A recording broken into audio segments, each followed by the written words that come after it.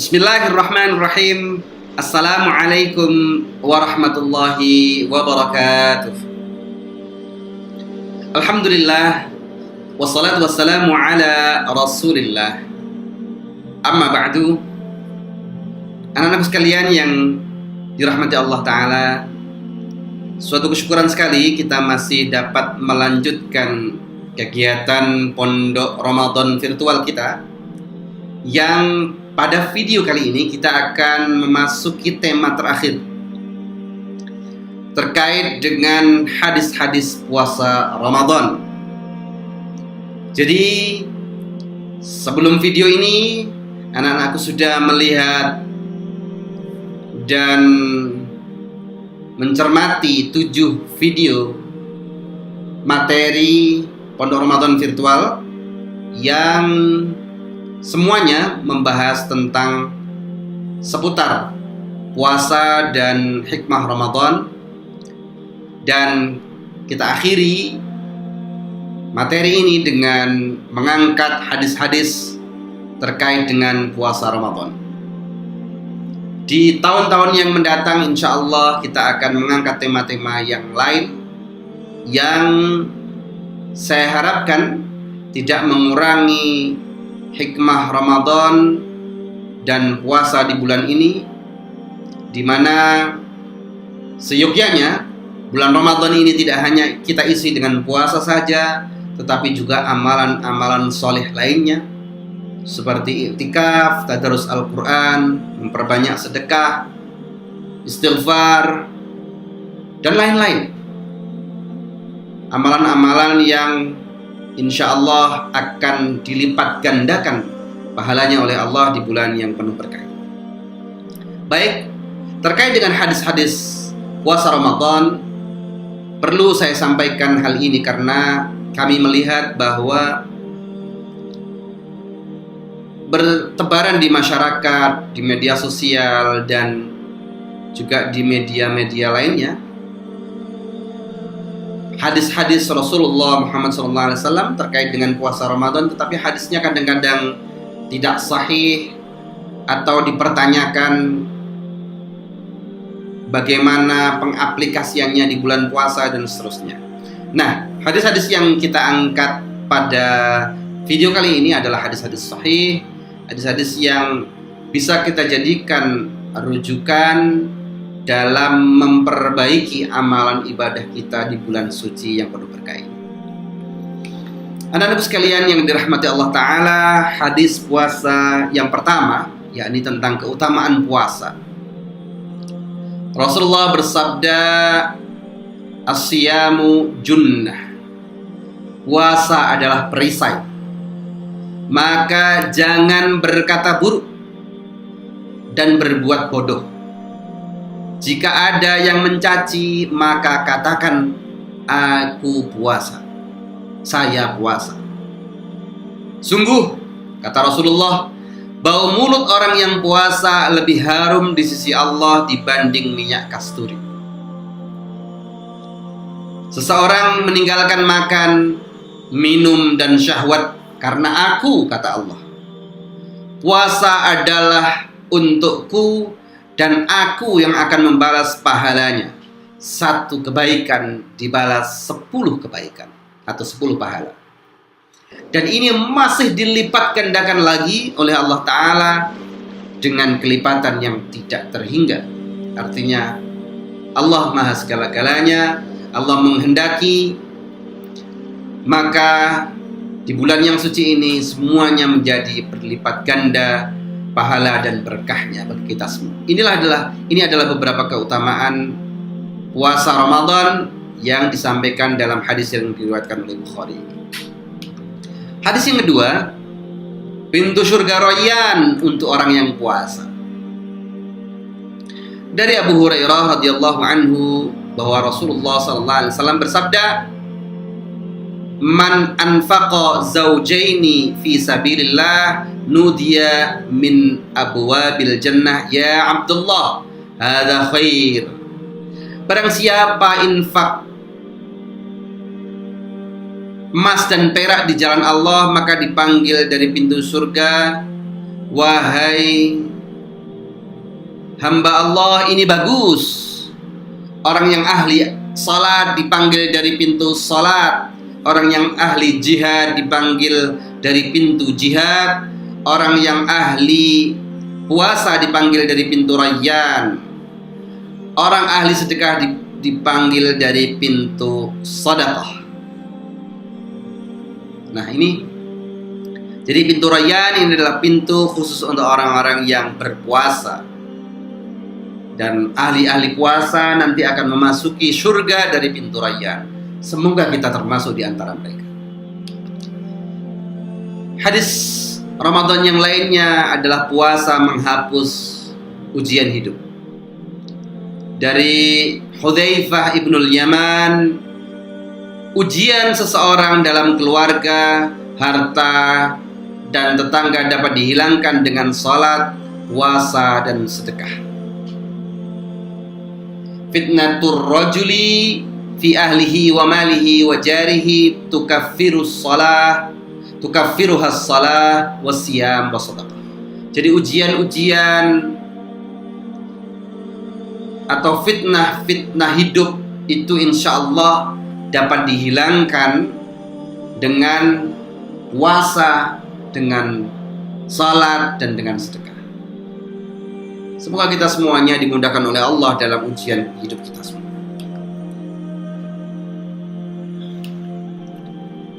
Doa puasa terkabul. Ini sudah saya sampaikan dalam beberapa video sebelumnya. Ada 3 orang yang tidak tertolak doanya di mata Allah, yakni doa pemimpin yang adil, orang yang berpuasa hingga ia berbuka, dan doanya orang yang dizalimi. Allah mengangkat doa itu bersama awan di hari kiamat dan dibukakan pintu langit. Allah berfirman, demi keagunganku, aku akan menolongmu meski kapanpun. Artinya doa-doa ini sungguh-sungguh tidak akan tertolak. Kemudian hadis lain terkait dengan Ramadan ke Ramadan.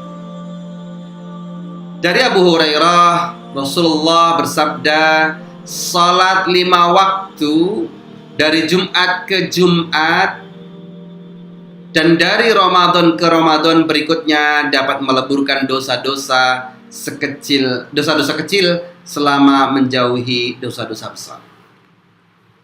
Dosa-dosa kita yang tidak terhitung jumlahnya itu apabila kita memasuki Ramadan ini dengan imanan, dengan penuh rasa iman, dengan ihtisaban, dengan berharap bahwa kita akan mendapatkan maghfirahnya Allah, maka insya Allah kita akan keluar dari Ramadan ini dengan hilang dosa-dosa tersebut, dengan bersih dari dosa-dosa yang kecil-kecil itu, yang banyak itu jumlahnya. Adapun dosa-dosa besar maka perlu taubat tersendiri, dan taubat itu sangat dianjurkan pada bulan yang suci ini, karena pada bulan ini cucuran rahmat Allah dan limpahan berkah dari langit akan melimpahi kita semuanya. Untuk itu bagi yang masih memiliki dosa besar, maka saat inilah, Ramadan inilah menjadi momen terbaik untuk kita menginsafi dan mentaubati amalan-amalan buruk kita. Selanjutnya, jika tidak dapat apa-apa dari Ramadan, dari Abu Hurairah radhiyallahu anhu, Rasulullah bersabda, rugilah seseorang yang namaku disebut tetapi tidak membaca salawat kepadaku. Rugi juga seseorang yang jumpa Ramadan kemudian berlalu, tapi ia tidak mendapatkan ampunan Allah.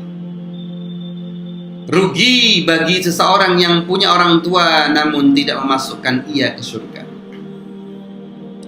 Ada 3 kerugian di sini yang disabdakan oleh Rasulullah Muhammad SAW. Ketika disebut nama Nabi Muhammad, hendaknya kita bersolawat kepadanya dengan membaca Allahumma salli alaihi. Allahumma salli wa sallim alaihi, Allahumma salli wa sallim wa barik alaihi. Jadi ketika seseorang mengatakan Muhammad, Nabi kita Muhammad sallallahu alaihi wasallam, kita menjawab Allahumma salli alaihi. Kalau kita tidak menjawab, kita sungguh rugi. Dan kerugian yang kedua adalah orang yang menjumpai Ramadan, tapi kemudian dia keluar dari Ramadan itu, memasuki bulan berikutnya, bulan Syawal, tetapi dia tidak mendapatkan ampunan. Orang seperti ini adalah orang yang rugi. Sebagaimana ruginya orang yang ketiga, yakni orang yang mendapati kedua orang tuanya masih hidup, tetapi kesempatan itu tidak ia gunakan untuk beramal, berbakti, sehingga menjadikan ia masuk surga. Seyogyanya, kalau seseorang bertemu dengan orang tuanya, menemui orang tuanya yang masih hidup itu, bermuasyarah atau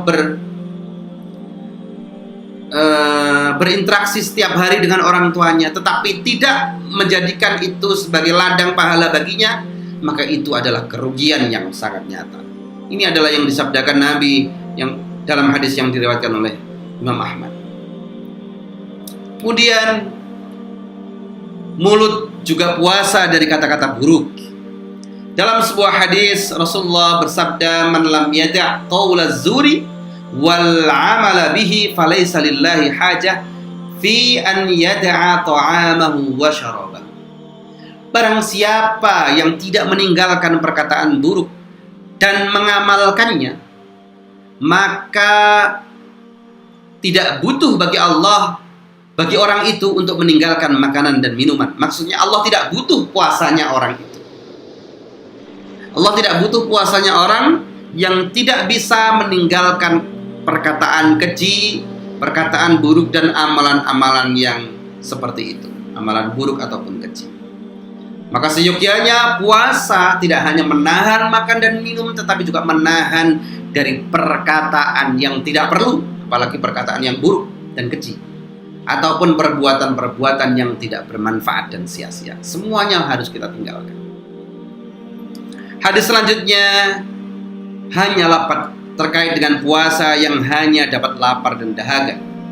Dalam sebuah hadis Rasulullah bersabda, "Rubba sha'imin hadduhu min siyamihi al-ju'u wal 'atash wa rubba qa'imin hadduhu min qiyamihi as-sahar." Betapa banyak orang yang puasa yang hanya mendapatkan lapar dan dahaga saja, dan orang yang ibadah malam tapi hanya dapat begadangnya saja. Untuk itu kita perlu perbaiki niat kita perlu perbaiki sikap kita dalam setiap amalan yang kita kerjakan, baik itu puasa, qiyamul lail atau tahajud ataupun tarawih. Jangan sampai ada hal-hal yang tidak kita sadari atau hal-hal remeh yang dapat merusak amalan-amalan yang telah kita lakukan itu, sehingga kita hanya dapat lapar dan dahaga saja dari puasa kita tanpa dapat pahalanya. Na'udzubillah, thumma na'udzubillah. Kemudian hadis berikutnya terkait hakikat puasa. Hakikat puasa bukan dari makan dan minum. Hakikat puasa adalah menjaga dari hal-hal yang tidak berguna dan kata-kata kotor. Hadis ini diriwayatkan oleh Hakim dan Baihaqi. Jadi puasa itu tidak hanya menahan diri dari makanan dan minuman. Laisa siyamu minal akli wasyurbi, innamas siyamu minal lagwi warrafathi. Sungguh puasa itu tidak hanya menahan makanan dan minuman, tetapi juga sesungguhnya puasa itu adalah menahan diri dari kata-kata tidak berguna dan kata-kata kotor atau perbuatan yang sia-sia. Ada sebuah hadis yang lain yang mengisyaratkan bagaimana agar tidak lemas saat berpuasa. Barang siapa makan sebelum minum, makan sahur dan mencium sedikit minyak wangi, maka ia akan kuat melakukan puasa. Jadi man akala qabla an yashrab, barang siapa yang makan terlebih dahulu kemudian setelah itu minum, wa tasahhara wa masya syai'an minat tib, kemudian melakukan sahur dan mencium atau menyentuh minyak wangi, maka puasanya akan kuat. Ini adalah tips puasa yang tidak lemas yang dilakukan oleh Nabi Muhammad SAW. Saya kira kita perlu untuk menghidupkan sunnah ini, karena ini adalah sebuah hadis yang perlu kita praktekkan, dan niat kita adalah mengikuti apa yang dianjurkan oleh Muhammad Sallallahu Alaihi Wasallam, Nabi kita, Rasul kita, dan insya Allah akan berpahala. Manfaat puasa. Puasa dapat melemaskan otot, kata Nabi, menghilangkan basah penyakit pada tubuh dan menjauhkan dari neraka. Allah memberi jamuan berupa makanan yang tidak dapat dilihat oleh mata, tidak dapat didengar oleh telinga, dan tidak terlintas di hati manusia, diperuntukkan hanya bagi orang-orang yang berpuasa. Hadis diriwayatkan oleh Tabrani. Sunnah berbuka puasa dan sahur. Rasulullah Muhammad SAW bersabda, umatku selalu dalam kebaikan selama bergegas dalam berpuasa dan mengakhirkan sahur. Tips ini sekaligus menjadi bukti bahwa puasa yang diajarkan oleh Rasulullah adalah puasa yang humanis, di mana menimbangkan, memperhatikan rentang waktu puasa. Apabila seseorang mengakhirkan sahur pada pukul 3 misalnya, kemudian dia bersegera berpuasa, maka dia sesungguhnya secara rentang waktu tidak begitu lama berpuasa, hanya beberapa jam saja. Tetapi apabila dia kemudian tidak sahur, menjadikan dia lemas, dan ini tentu puasanya bisa dapat menjadi penghalang untuk aktivitas-aktivitas yang seharusnya ia lakukan. Dari sahabat Anas bin Malik, bahwa saya tidak pernah melihat Nabi sama sekali melakukan sholat maghrib hingga berbuka dahulu, meskipun hanya dengan air minum. Jadi berbuka dulu baru sholat maghrib.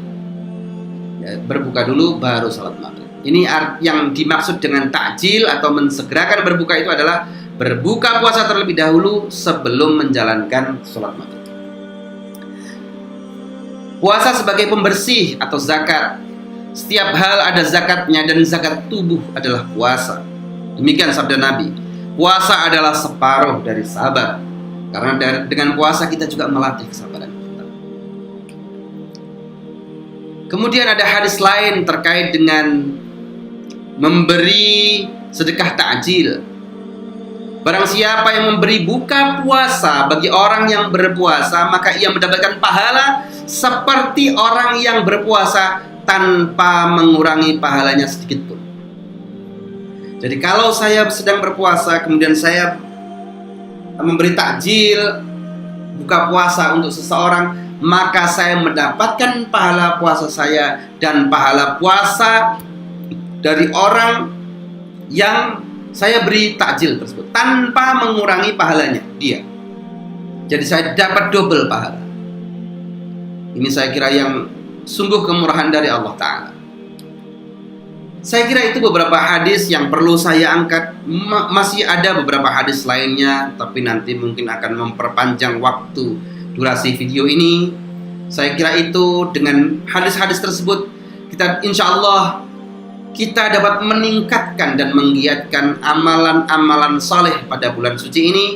Dan saya berharap Ramadan kali ini betul-betul menjadikan anak-anak sekalian Ramadan yang penuh berkah, penuh dengan amalan saleh, sehingga bisa menjadi bekal kita kelak di akhirat. Saya kira itu yang bisa saya sampaikan. Mohon maaf apabila ada kekurangan. Saya akhiri. Wallahul muwaffiq ila aqwamit thariq. Wassalamualaikum warahmatullahi wabarakatuh.